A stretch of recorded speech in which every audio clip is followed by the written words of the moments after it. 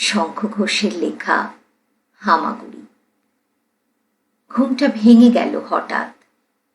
বাইরে কি ঝড় হচ্ছে, দাপাদাপি করছে জানলার পাল্লা দুটো, মাঝে মাঝে বিজলি ঝলকাচ্ছে।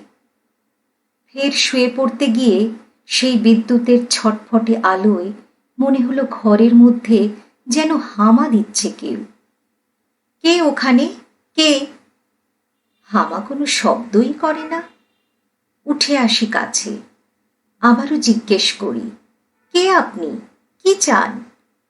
সে তবু নিশ্চুপ থাকে, এ কোণে ও কোণে ঘুরছে, মাথা তুলছে না কিছুতেই, চোখে চোখ নয়।